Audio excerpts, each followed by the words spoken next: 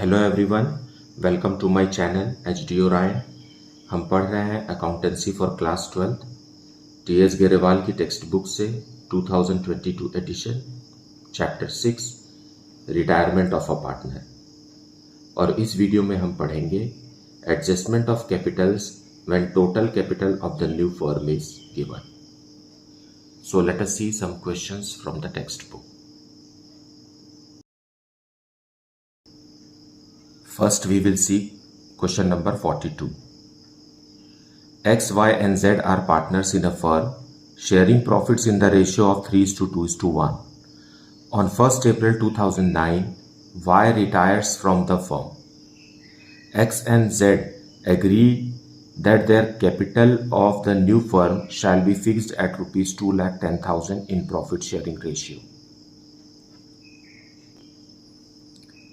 The capital accounts of X and Z after all adjustments on the date of retirement showed balance of rupees 1,45,000 and rupees 63,000 respectively. State the amount of actual cash to be brought in or to be paid to the partners. Now यहाँ X, Y और Z तीन partners हैं, उसमें से एक partner Y retire हो गया है, तो बाकी के जो कंटिन्यूइंग पार्टनर हैं X और Z, उनके कैपिटल अकाउंट्स को हमें 2,10,000 प्रॉफिट शेयरिंग रेशियो में बनाना है। So let us see the solution. Solution 42nd। Now X, Y and Z are partners and their profit sharing ratio is 3:2:1 and Y retires. So new ratio of X and Z is equal to Y के चले जाने के बाद क्या होगा, 3:1। Now ये हमें जानना इसलिए ज़रूरी है क्योंकि new capital of the firm will be in this ratio 3:1। Now capital balances. Capital brought down of partner X and Z। Okay, जैसा कि क्वेश्चन में दिया हुआ है 1,45,000 रुपीज़ एक्स का है और 63,000 रुपीज़ Z। और नए फॉर्म में X और Z का टोटल कैपिटल रुपीज़ 2,10,000 सजेस्टेड है क्वेश्चन में, जिसे ये ओल्ड न्यू रेशियो में मेंटेन करेंगे, सो 3:1 में। So when we break 2,10,000 in the ratio 3:1, ये हो जाता है X के लिए 1,57,500 और Z के लिए होता है 52,500। फाइन, मतलब इनका कैपिटल ये है और हमें ये बनाना है। तो देखिए Z में क्या है कि ज़्यादा है और उसे कम बनाना है। सो डिफरेंस कितने का है, डिफरेंस है 10,500 का, और कम करने के लिए इसे विथड्रॉ करना है। लेकिन यहाँ देखिए 1,45,000 है और बनाना है 1,57,500। सो 12,500 रुपीज़ का जो डिफरेंस है ये एडिशनल कैपिटल रहेगा, ये ब्रॉट रहेगा। सो X को 12,500 रुपीज़ लाना है और Z को 10,500 रुपीज़ विड्रॉ करना है, तब जा करके इनका कैपिटल 2,10,000 होगा, जो कि न्यू प्रॉफिट शेयरिंग रेशियो में रहेगा। So this is what the solution is. Now let us see question number 43rd. Lisa, Monica and Nisha were partners in a firm sharing profits and losses in the ratio of 2:2:1. On 31st March 2019 their balance sheet was as follows. So यहाँ balance sheet दिया हुआ है। To the liabilities side we have trade creditors, bills payable, employees provident fund, capitals of the partners. And to the asset side we have land and building, machinery, stock, debtors and bank. On 31st March 2019, Monica retired from the firm and the remaining partners decided to carry on the business. It was agreed that, now क्या क्या agree हुआ है मोनिका के retirement के बाद, firm क्या maintain करने वाले हैं वो यहाँ लिखा हुआ है।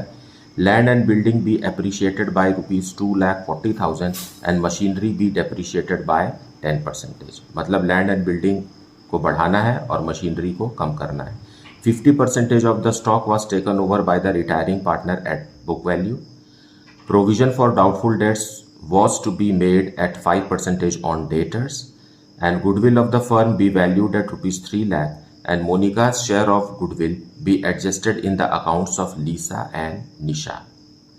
The total capital of the new firm be fixed at rupees 27 lakh, which will be in the proportion of the new profit sharing ratio of Lisa and Nisha. For this purpose, current account of partners were to be opened. Prepare revaluation account, partners capital accounts, and the balance sheet of the reconstituted firm on Monica's retirement. So let us see the solution with detailed explanation.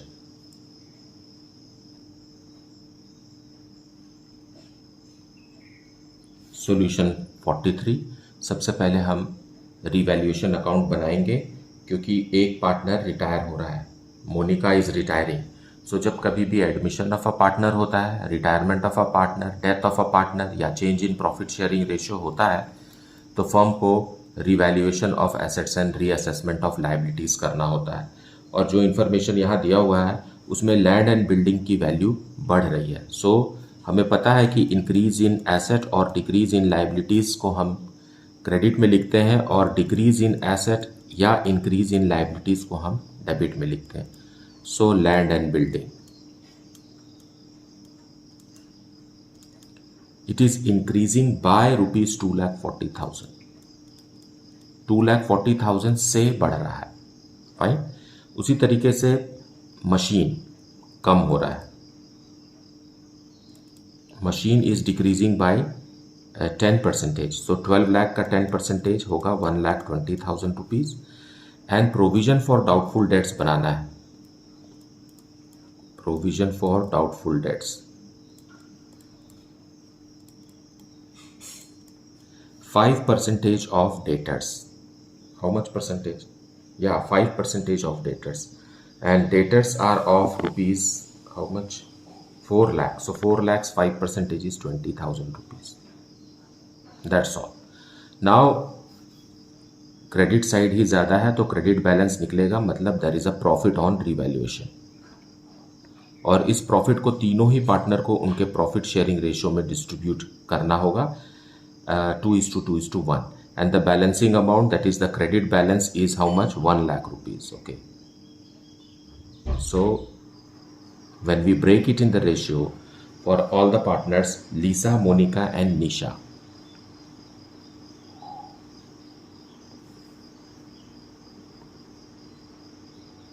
we get 40,000 rupees and again 40,000 rupees for the first two partners and 20,000 rupees for the last partner.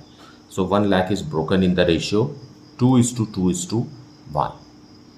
Now next we will prepare partners capital accounts.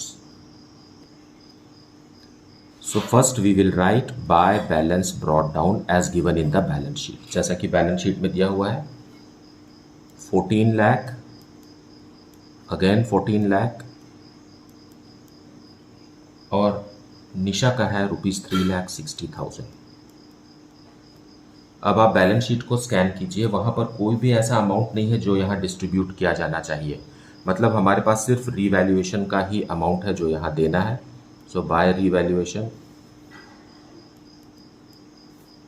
जैसा कि हमने calculate किया था 40,000, 40,000 and 20,000। अब treatment of goodwill जो बाहर adjustment में दिया हुआ है 4th पॉइंट में, goodwill of the firm is rupees 3 lakh and Monika share of goodwill be adjusted in the accounts of Lisa and Nisha. अगर ऐसा नहीं भी लिखा होता तो भी हमें वही करना है। Fine. So who is the retiring partner? Monica is the retiring partner. Monica को उसके हिस्से का गुडविल भी देना है। Goodwill is an asset, so we will give this to Monica. And who will bear the burden of goodwill to the retiring partner is the continuing partners, that is Lisa and Nisha, in their gaining ratio, क्योंकि मोनिका का हिस्से को लीसा और निशा ही gain करेंगे। Fine. सो इनका ratio क्या था? 2:2:1 था। फाइन। और अब न्यू रेशियो क्या है? मोनिका के जाने के बाद Lisa is to Nisha, now new ratio is 2:1, 2:1, और यही हमारा गेनिंग रेशियो है, क्योंकि क्वेश्चन में कोई भी न्यू रेशियो सजेस्टेड नहीं है। इसका मतलब है कि बीच वाला पार्टनर मोनिका के जाने के बाद जो रेशियो बच रहा है यही हमारा न्यू रेशियो रहेगा, और इसी रेशियो में कंटिन्यूइंग पार्टनर्स मोनिका के शेयर को गेन करेंगे। सो गेनिंग रेशियो भी यही है। So let us go for the treatment of goodwill by Lisa's capital account and by Nisha's capital account. So Monica's capital is and Monica's goodwill is how much? Monica's goodwill is equal to, पूरा goodwill नहीं देना है हमें, मोनिका का हिस्से को देना है। Goodwill of the firm is ₹3 lakh and Monika's portion, this is Monika, Monika's portion is 2/5 and it is how much? It is 1,20,000.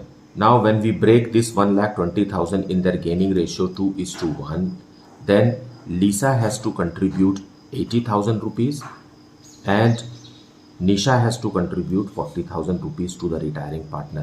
So यहाँ 80,000 rupees हम लिखेंगे लीसा की तरफ से और 40,000 rupees लिखेंगे निशा की तरफ से। So हम यहाँ टू मोनिका लिखेंगे। So it will be transferred to Monica's account from Lisa। 80,000 rupees कम कर दीजिए और निशा में से 40,000 rupees कम कर दीजिए। Okay, now adjustment of capital ये हो गया। यहाँ तो हो गया गुडविल का ट्रीटमेंट। अब हमें एडजस्टमेंट ऑफ कैपिटल करना है। Total capital of the firm to be fixed at ₹27 lakh. So थोड़ा स्पेस छोड़ करके मैं यहाँ लिख रहा हूँ to balance closed down. 27 lakh rupees total capital रहेगा अब न्यू फर्म का, और ये भी प्रॉफिट शेयरिंग रेशियो में रहेगा। Fine, in their new profit sharing ratio. So what is their new profit sharing ratio? 2:1। So we will break 27 lakh in the ratio 2:1 and it will come 18 lakh for the first partner and 9 lakh for the second partner, continuing partner, क्योंकि मोनिका तो अब हमारा partner नहीं है। Fine, now let us close it. अब हम पहले मोनिका को क्लोज कर देते हैं। सो मोनिका के लिए लिखा हुआ है क्वेश्चन में 50% of the stock was taken over by the retiring partner. So हम यहाँ स्टॉक दे देंगे मोनिका को। 50% of the stock is ₹5 lakh. Okay, 5 lakh rupees Monika को देने के बाद हम उसके जो भी उसका बनता है उसे हम उसके लोन अकाउंट में ट्रांसफ़र करेंगे। So here grand total is 15,60,000, here also 15,60,000 and the balancing amount we get is 10,60,000। So ये 10,60,000 लोन है जो इन फ्यूचर फर्म जो है मोनिका को देगा। आज नहीं दे रहा क्योंकि क्वेश्चन में नहीं लिखा है कि कोई कैश दिया गया है मोनिका को। Now let us balance the continuing partners capital account by opening a current account as suggested in the question. Fine, यहाँ लिखा हुआ है for this purpose current accounts of the partners were to be opened. For Nisha, debit is more, not 18,80,000, sorry, 18,80,000. To make it 18,80,000 here also we have to insert an amount that is 4,40,000 and this will be maintained by opening current account. Okay, मतलब निशा को 4,40,000 rupees और लाना होगा, है ना। तो इसे हम कैश में मेंटेन ना करके करंट में मेंटेन कर रहे हैं।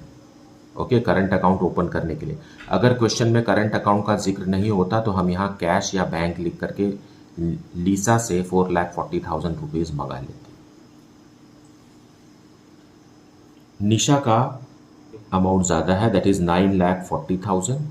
ओके, और उसमें से ये लेस करेंगे तो इसमें भी अमाउंट आ जाएगा, एडजस्टिंग अमाउंट 5,60,000, और दोनों ही हम करंट अकाउंट में मेंटेन करेंगे।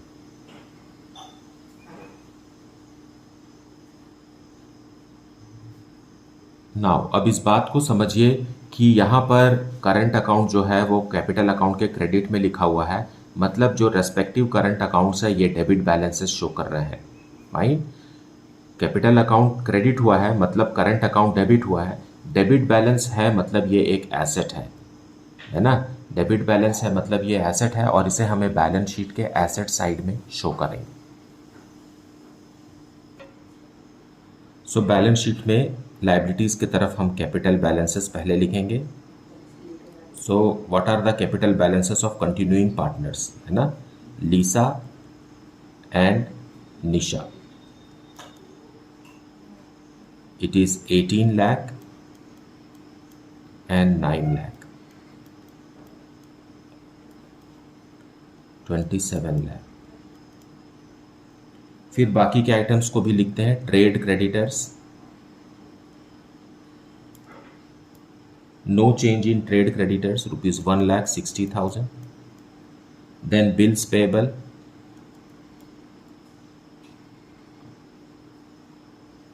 ₹2,44,000। Then employees provident fund, EPF लिख रहा हूँ, employees provident fund 76,000। Okay, then come to retiring partner Monica's loan, Monica's loan account, how much, 10,60,000, that much only, right? And to the asset side, land and building,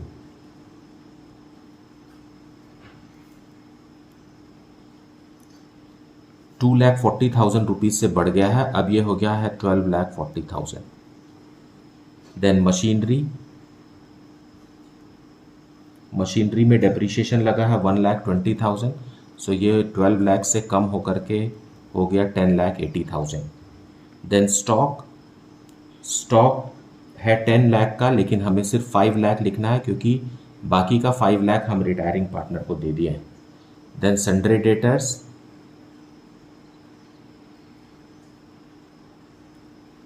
sundry debtors are of ₹4 lakh, इसमें हमने provision बनाया है, less provision for bad and doubtful debts, this were for ₹20,000। Outer column में आएगा 3,80,000। Okay, then bank, bank से न पैसा आया है न पैसा गया है, it will remain as it is 40,000। Okay, now come to the current accounts. So current accounts, current accounts of partner Lisa, क्योंकि ये डेबिट बैलेंसेस थे, एंड निशा, 4,40,000 जैसा कि हमने कैपिटल अकाउंट में बनाया, और 5,60,000, इट मीन्स 10 लाख रुपीज।